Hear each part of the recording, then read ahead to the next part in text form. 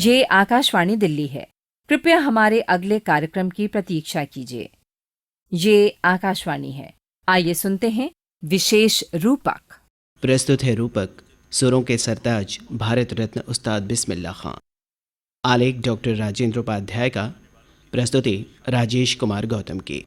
बिस्मिल्लाहिर्रहमानिर्रहीम। ए साज़े शहनाई, तुझे रोशन बिस्मिल्लाह ने किया है। ए साज़े शहनाई, तुझे रोशन बिस्मिल्लाह ने किया है।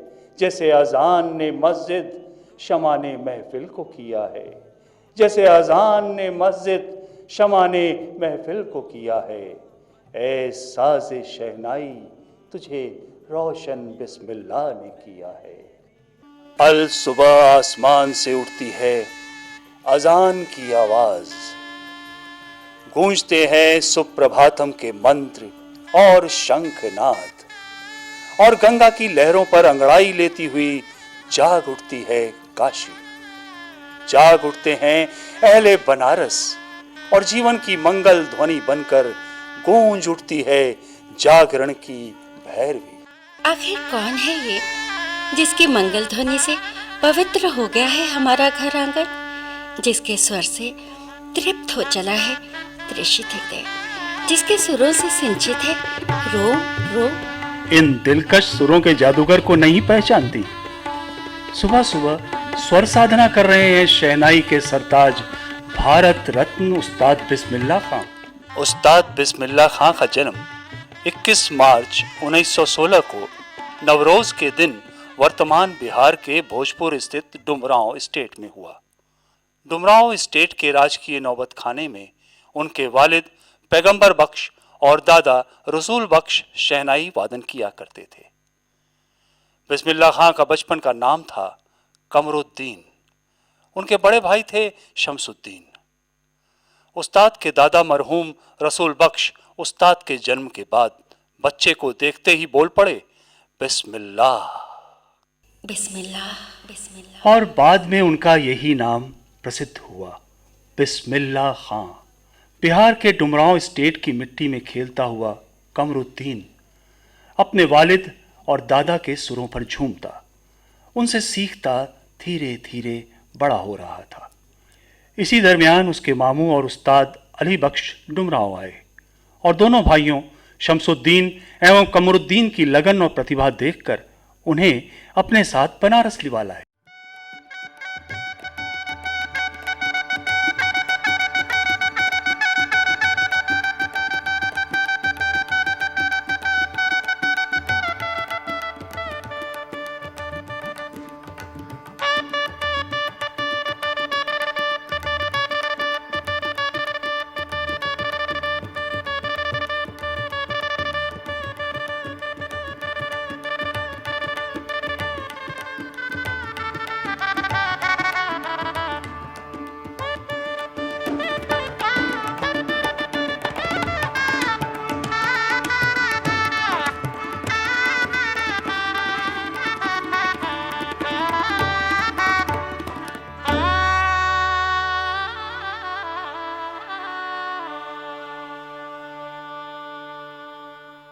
बनारस के रामापुरा मोहल्ले में उस्ताद का ददीहाल था। उनके मामू मरहूम अली बख्श विलायतू काशी के सुप्रसिद्ध विश्वनाथ मंदिर में शहनाई वादक थे। इसके अलावा बालाजी मंदिर के नौबत खाने में मंगला के समय उन्हीं की शहनाई गूंजती थी। अली बख्श साहब जहाँ भी जाते अपने साथ कमरुद्दीन और शमसुद्दीन को भी ले जाते। उन्हीं की देखरेख में बालाजी मंदिर और पंचगंगा घाट की सीढ़ियों पर इन भाइयों की संगीत साधना आरंभ हुई।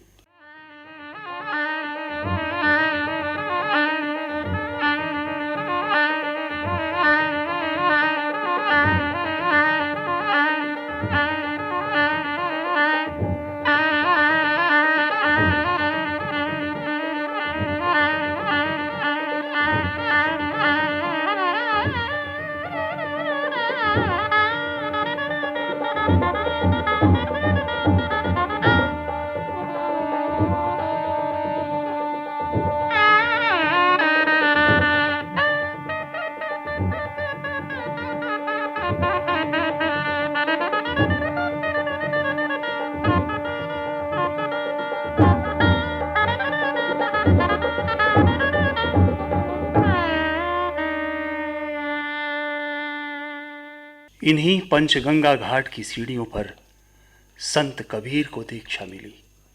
यहीं गंगा लहरी से गंगा की स्तुति करते हुए पंडित राज जगन्नाथ ने अपनी यवन पत्नी लवंगी के साथ जल समाधि ली। यहीं शंकराचार्य को आत्मबोध हुआ। वल्लभाचार्य ने यहीं से शुद्धाद्वैत का प्रवर्तन किया। महायोगी तेलंग स्वामी ने यहीं रहकर अनुत्तर साधना संपन्न की। भारतीय धर्म, दर्शन, आध्यात्म, भक्ति और शक्ति की इसी पंचगंगा के किनारे बैठकर संगीत साधना करता रहा बालक बिस्मिल्लाह खां। साक्षी है माँ गंगा की लहरें, पंचगंगा घाट की सीढ़ियाँ, माधवराय का धरहरा, बालाजी और मंगला गौरी के मंदिर आज भी उस मंगल वाद्य की सौ साधना की गवाह है। काशी का संगीत और संस्कृति।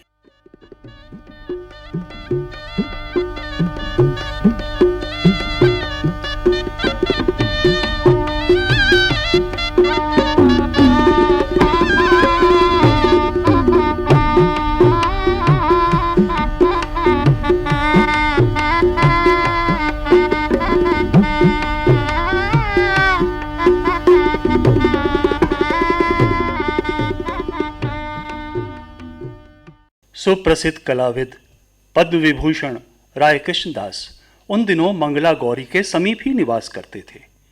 रोज सुबह कमरुद्दीन और शमसुद्दीन की शहनाई पर गूंजती भैरवी और फिर उनकी सतत साधना को देखकर उन्हें मन ही मन आशीर्वाद देते, उनकी हौसला अफजाई करते और इन होनहारों के बारे में कुछ सोचते। आखिर वह वक्त आ गया।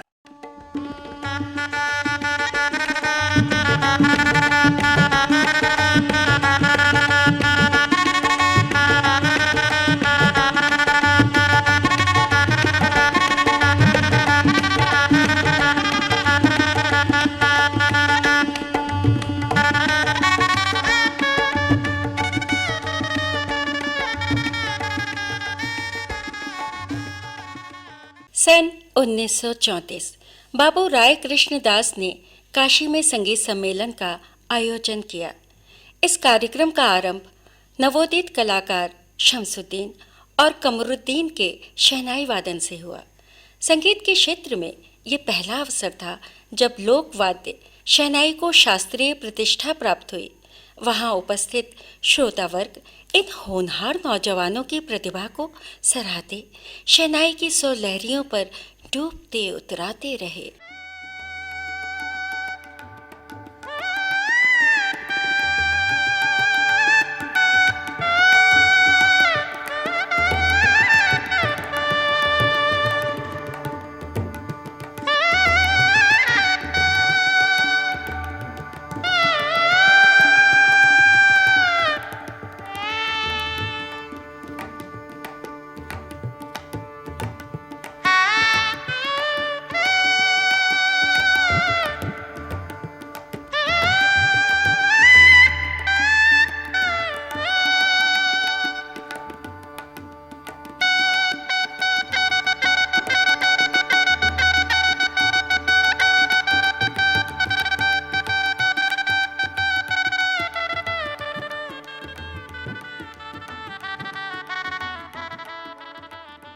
इस पहली प्रस्तुति के बाद तो धीरे धीरे संगीत क्षेत्र में उन्हें जाना जाने लगा।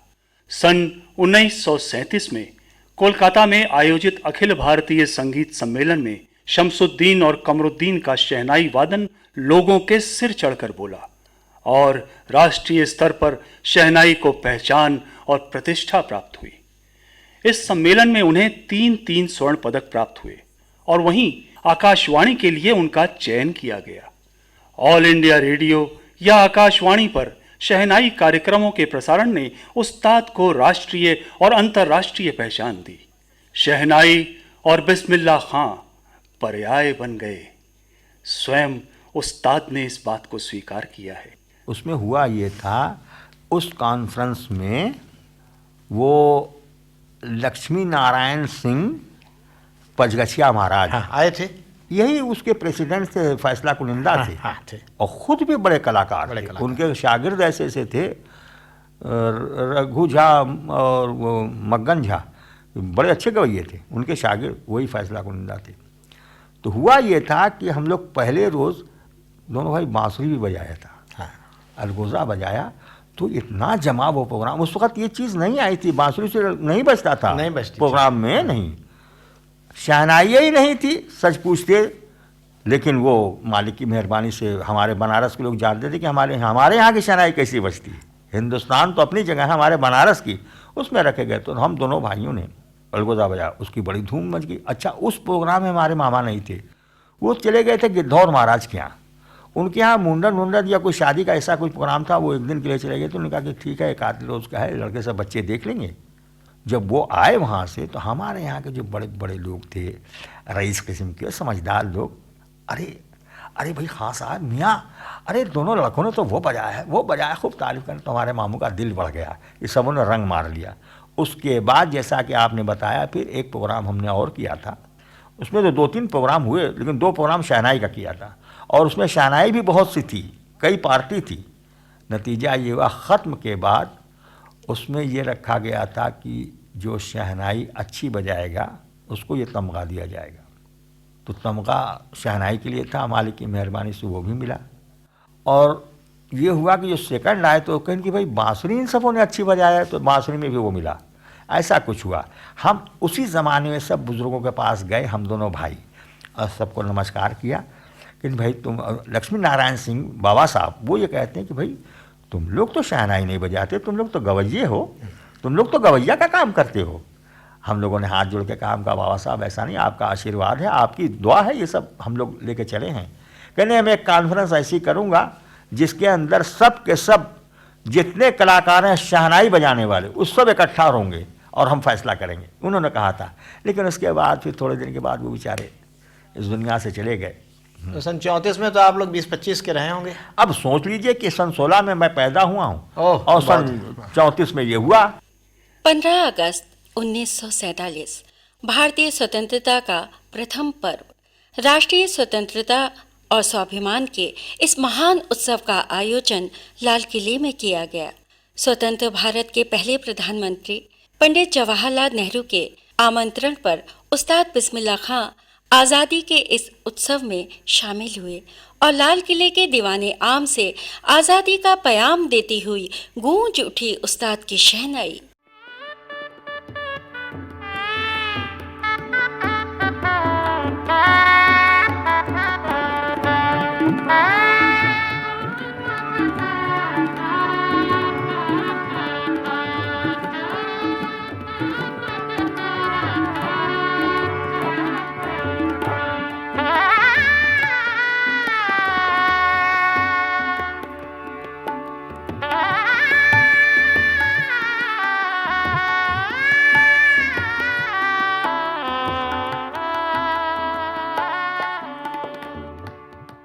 हमारे पहले गणतंत्र दिवस 26 जनवरी 1950 के दिन भी कार्यक्रम का आरंभ उस्ताद के शहनाई वादन से किया गया। उसके बाद से प्रत्येक स्वतंत्रता दिवस पर आयोजित सांस्कृतिक कार्यक्रमों को उस्ताद बिस्मिल्लाह खां द्वारा आरंभ करने की परंपरा सी बन गई। उसी दौर में मध्य प्रदेश सरकार ने उन्हें प्रतिष्ठित तानसेन पुरस्कार से सम्मानित किया। सन 1956 में संगीत नाटक अकादमी दिल्ली द्वारा उस्ताद को हिंदुस्तानी संगीत पद्धति के प्रमुख वादक के रूप में प्रतिष्ठा प्रदान करते हुए सम्मानित किया गया। इसी क्रम में सन 1961 में प्रतिष्ठित राष्ट्रीय सम्मान पद्मश्री, 1968 में पद्म भूषण और 1980 में पद्म विभूषण प्राप्त हुए। सन 1992 में ईरान सरकार ने उन्हें तालार मौसीकी के खिताब से नवाजा और 1994 में दिल्ली संगीत नाटक अकादमी के फेलो चुने गए। शैक्षणिक संस्था काशी हिंदू विश्वविद्यालय एवं विश्व भारती शांति निकेतन द्वारा उनकी कला साधना को सम्मानित करते हुए मानद डॉक्टरेट की उपाधियां प्रदान की गईं। कलाकार की साधना के सम्मान और पुरस्कार की इसी फहरिस्त में वक्त के साथ आ जुड़ा सर्वोच्च राष्ट्रीय सम्मान भारत रत्न। संगीत के क्षेत्र में भारत रत्न सम्मान से सम्मानित तीसरे व्यक्तित्व थे उस्ताद बिस्मिल्लाह खां। संगीत साधना और जीवन साधना में कदम कदम पर सम्मान और पुरस्कारों से प्रतिष्ठित भारत रत्न उस्ताद बिस्मिल्लाह खां बनारसी रंगों मिजाज के कलाकार थे। सहज, सीधे, फक्कड़, अपने सूफियाना अंदाज में उन्होंने कबीर और तुलसी के इस काशी को जज्ब कर लिया था। उनकी शहनाई के सुरों पर मंदिरों में मंगल प्रभात होता तो दूसरी ओर उनकी बजाई नाद पर और भी करुणार्ध हो उठता मुहर्रम का मातम। इस संत हृदय संगीतकार ने अपनी स्वर साधना से क्रमशः ऊपर उठते हुए जिस आध्यात्मिक संगम की अवधारणा की है वो अद्भुत है। वास्तव में उस्ताद बिस्मिल्लाह खां बनारसी शैली के कलाकार थे। शास्त्रीय पद्धति के साथ साथ आंचलिक या लोक धुनों से भी उन्होंने खूब लिया। बनारसी अंग की ठुमरी चैती तो उनके वादन की विशेषता बन गई। वे अपनी शहनाई के वादक ही नहीं बल्कि गायक थे। अपने वादन में गायन करते हुए रसवर्षा करते थे उस्ताद। हृदय को छू जाने वाली ये ध्वनि तरंगे भी तो हृदय की गहराइयों से निकल रही हैं, जिसके स्वरों में उमड़ रही है भावधारा। शहनाई की फूंक पर रखे हुए प्राण गा रहे हैं और गा रहे हैं। आह, कैसा सम्मोहन है इन स्वरों में, श्रुतियों में। सामाजिक तौर पर गंगा पुजैया, बधैया, शादी ब्याह जैसे मंगल प्रसंगों पर बजाए जाने वाले लोकवाद्य शहनाई को अपनी साधना द्वारा शास्त्रीय संगीत के क्षेत्र में प्रतिष्ठित कराने वाले उस्ताद बिस्मिल्लाह खां अपने साज की सरगम पर अनजाने ही शास्त्र और लोक के बीच सामंजस्य सर्जना कर रहे थे। इसीलिए अपने वाद्य शहनाई के साथ वे शास्त्र और लोक दोनों के बीच समादृत हुए। आइए साक्षात्कार करें सुरों के सरताज, शहनाई नवाज, भारत रत्न उस्ताद बिस्मिल्लाह खां से। उन्हीं की जुबानी सुने उनकी संगीत सर्जना। तो इस शहनाई के साज के बारे में भी कुछ हमारे श्रोताओं को आप बताइए कि इसकी क्या खूबियां हैं और कैसे है? खूबियाँ कुछ नहीं, शहनाई वही है जो बाजार में बजती है, जो लोग बजाते हैं, उसमें हमने कोई चेंज नहीं किया है। सिर्फ फ़र्क ये है कि इसके रियाज का ढंग अलग है। अब ये बहुत इम्पॉर्टेंट चीज़ है। अब क्या बताऊं, चूंकि आप लोग एक ऐसी चीज़ ले रहे हैं कि जो तारीख़ी चीज़ है, मैं आपको बता रहा हूं, वरना ये सब बताने की चीज़ नहीं है। हम लोग उसी को बताते हैं कि जो खिदमत गुजार हो तभी ले जाएगा। ले जाओ भाई, पैसा नहीं चाहिए, खिदमत करो, ले जाओ। तो इसके करने के ढंग और रियाज के ढंग और है। एक ही राग को 1000 बार रियाज करते चले जाओ, वो बात नहीं आएगी। उसके करने के ढंग कैसे हैं? मसलन खरज बोल रहा है, ये है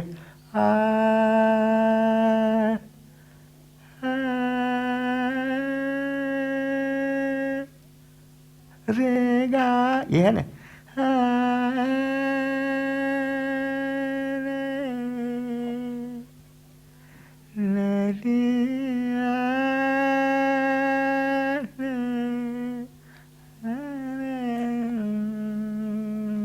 तो कितनी देर हमने रिकब बोला है, कितनी देर गंधार बोला है, तो अब हम खरज पर आए। ये खरज कितनी देर बोलेगा ये करना पड़ेगा। दवा है, दवा जैसे दवा में उतने वजन की चीज़ पर तो इतनी देर करना पड़ेगा, तब वो बात हासिल, और उसको रोज़ करना पड़ेगा।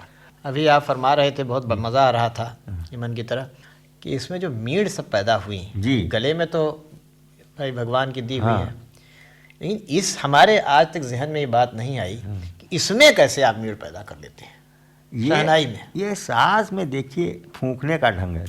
नली वही है, उसके रीढ़ वही हैं, प्याले वही हैं, सब वही है, लेकिन इसमें जो उसकी फूंक होती है, उसके फूंकने का ढंग कुछ अलग होता है।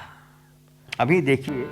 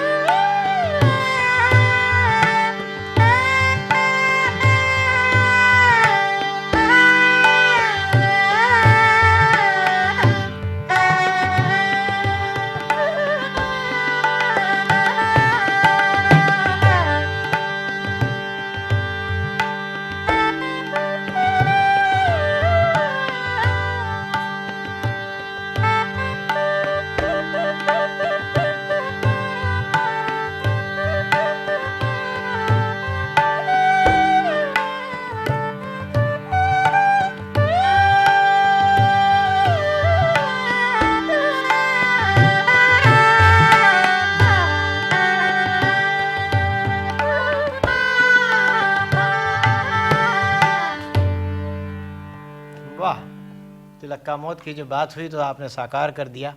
आपको ज़रूर लगता होगा, हम लोगों को भी लगता है कि इसमें खो गए, कहीं और चले गए, कहीं से लौ लग गई जी। तो अब जैसे इस समय तिलक्का मौत में तो ऐसे ही लग रहा था कि लौ लग गई आपको। हाँ, ये चूँकि आपकी फरमाइश और इस वक्त ये चीज़ बैक वक्त तो चल रही है, लेकिन हम इसमें ये दावा तो नहीं कर सकेंगे। इसका होता है राग रसोई पागरी, जो मैंने पहले कर दिया। कभी कभी होता है एक ही राग को 1000 बार गाया बजाय, लेकिन एक मर्तबा उसी राग को उस कलाकार को हमेशा याद रहेगा, कभी नहीं भूलेगा। तो ऐसी चीज़ बहुत मुश्किल से होगी। इस वक्त चूँकि इन टाइम हमारे ऊपर एक ऐसी सी चीज़ आ गई, आप कह भी रहे हैं, दिल भी चाह रहा, तो हम पेश कर रहे हैं। होगा क्या वो मालिक बेहतर जानता है। वाह उस्ताद वाह, मान गए कि कितनी सरलता से सहज शब्दों में व्यक्त किए जा सकते हैं गहन, गंभीर, शास्त्रीय विषय।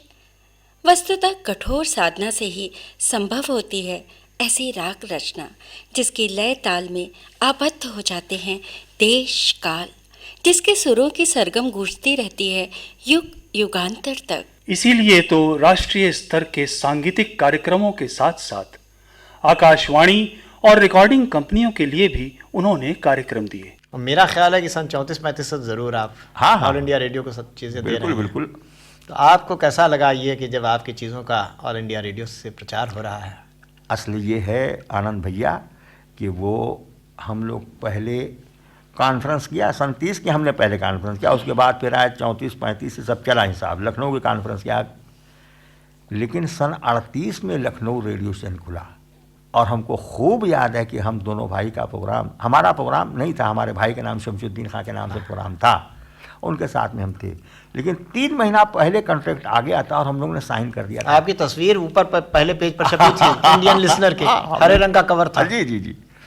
तो हम लोग, और सिर्फ ये कि भाई रेडियो में चलो ज़रा दुनिया सुने, तो वहाँ हम लोग जो गए तो रियासत खूब ठनाठन चढ़ी हुई थी। तो वहाँ के ऑर्केस्ट्रा वालों ने मजाक उड़ाया, हमारी शहनाई बजेगी हमारे रेडियो में शहनाई बजेगी। फिर लखनऊ माशाल्लाह, वाह वाह वाह वाह, हम लोग के कान में आए, हम लोग चुपचाप बैठे। इतने में धर्मानंद तिवारी में खूब याद है, इस सन 38 की बात कह रहा हूँ, 16 और 18 अप्रैल सन 38 पूरा है, खूब हमें याद है।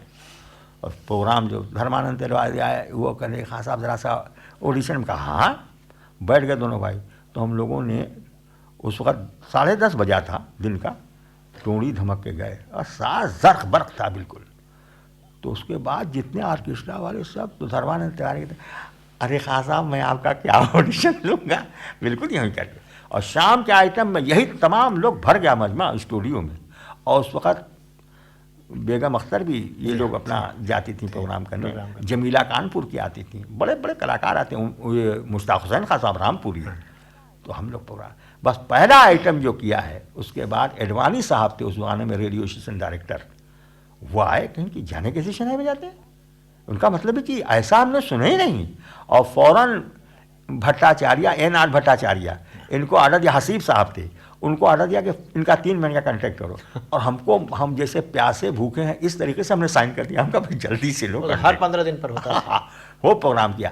तो सही बात तो ये है कि हम रेडियो स्टेशन का शुक्रिया अदा करते हैं। इसलिए बेईमानी, वही फिर बेईमानी नहीं करना है।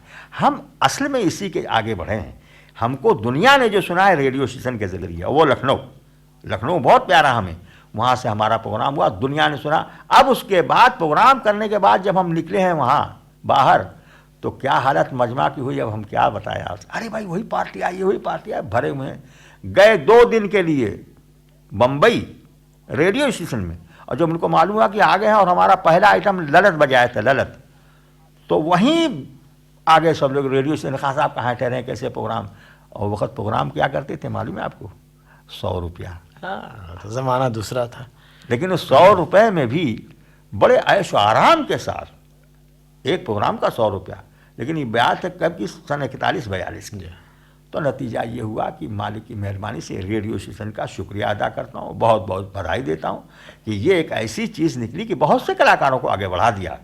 लेकिन अफसोस, अब कहने दीजिए तो मैं कहूँ, नहीं आपके तबीयत में है तो ज़रूर। आज दुनिया कहाँ बढ़ गया, गौर करने की बात है। हम वही कलाकार हैं, हम हटे नहीं, अभी दुनिया चांद पर पहुँच गई है। और हम लोग कौन है, सन 38 वाले हैं, और आप क्या देते हैं खुद फैसला करें। आपको क्या दे सकते हैं हम साहब, ये अच्छा, एक हम ही बेवकूफ़ हैं कि जो हम रेडियो नहीं छोड़ते। साहब आप जिस हाथ जिसका पकड़ लिया। और क्यों नहीं छोड़ते, सिर्फ वही बात, रेडियो के पैसे से हमारा गुजारा नहीं चलने का है, नहीं, लेकिन हमारे संबंध जो इनसे हैं वो कायम रखना है। चलो भाई ठीक है, जो दिया ठीक है। फिल्म संगीत ने भी उनकी जरूरत महसूस की, तभी तो विजय भट्ट की फिल्म गूंज उठी शहनाई के लिए उन्होंने ऐतिहासिक शहनाई वादन किया। कन्नड़ फिल्म सनादि अपन्ना में डॉक्टर राजकुमार के चरित्र के लिए शहनाई वादन किया। सत्यजीत राय निर्देशित बांग्ला फिल्म जलसा घर में सहयोग दिया और गौतम घोष ने उन पर जीवंत वृत्त चित्र का निर्माण किया। संगीत उनकी पूजा थी, तपस्या थी। इसी के माध्यम से वे परमात्मा का साक्षात्कार करते थे।